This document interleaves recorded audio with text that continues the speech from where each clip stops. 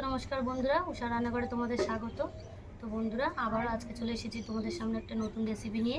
তো বন্ধুরা, আজকে বানাবো পায়েস। এই পায়েস কীভাবে বানাবো তোমাদের দেখাবো। তো বন্ধুরা, পায়েস বানাতে কী কী নিয়েছি সেগুলো আগে তোমাদের প্রথম দেখিয়ে দেবো।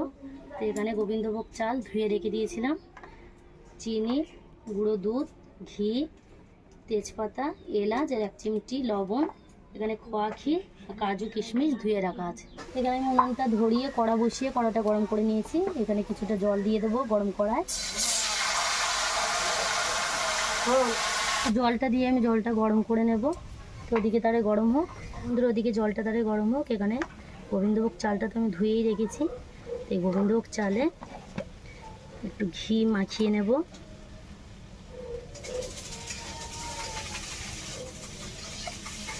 তো বন্ধুরা, এখানে ঘিটা মাখিয়ে নিলে কি হয়, পায়েসটা তলায় লেগে যাবে না। একটু ঘি মাখিয়ে রাখবো।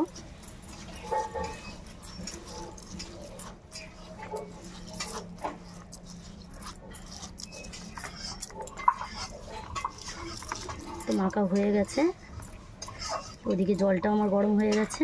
এভাবে রেখে দেবো আমি 1 মিনিট মতো। তো জলটা গরম হয়ে গেছে। আমি গরম জল পাউডার দুধে দিয়ে আমি গুলে নেব ভালো করে।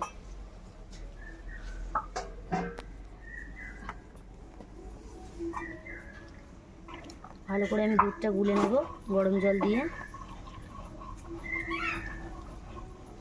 দুধটা গুলে নিয়েছি, তো এই গরম জলে দিয়ে দেব।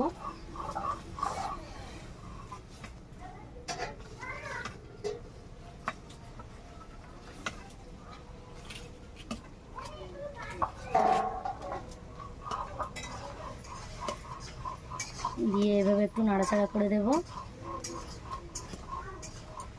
তো বন্ধুরা, অনেকটাই দুধটা ঘন হয়ে এসেছে। এখানে আমি ঘি দিয়ে মাখানো গোবিন্দভোগ চালটা দিয়ে দেব।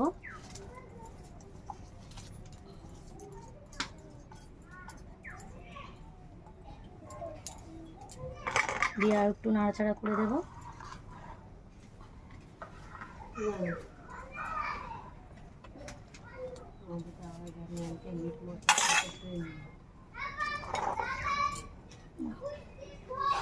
এখানে দুটো তেজপাতা দিয়ে দেবো। এখানে দুটো এলাচ নিয়েছি, একটু মুখটা ফাটিয়ে আমি দিয়ে দেবো। দিয়ে আর একটু ভালো করে নাড়াচাড়া করে নেব।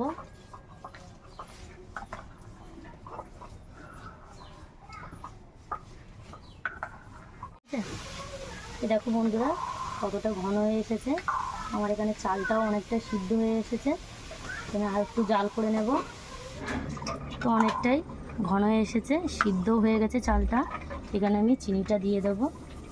এখানে আমি 150 গ্রাম চিনি নিয়েছি। তোমরা যে যেরকম মিষ্টি খাবে সেরকমই দেবে।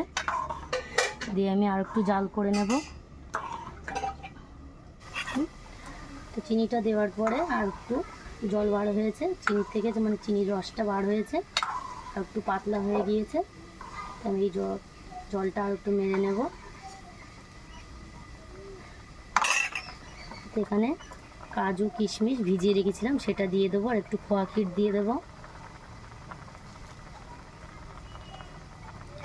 দিয়ে আমি আর একটু ভালো করে নাড়াচাড়া করে নেব।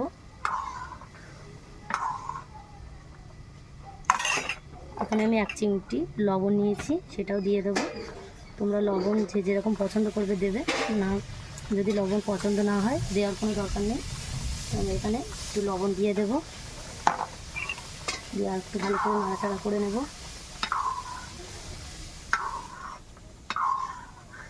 এইভাবে বারে বারে আর একটু নাড়াচাড়া করে নেব।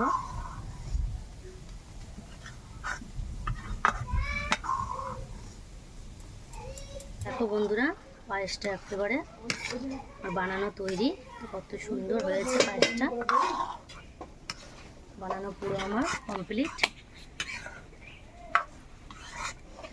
এবার আমি ঢেলে রাখবো। তো পায়েসটা আমার হয়ে গেছে, আমি এবার নামিয়ে নেব।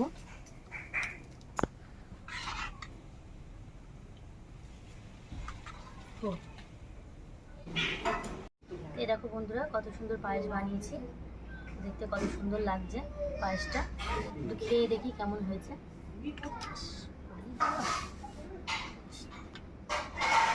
একটু প্লেটে তুলে নেব।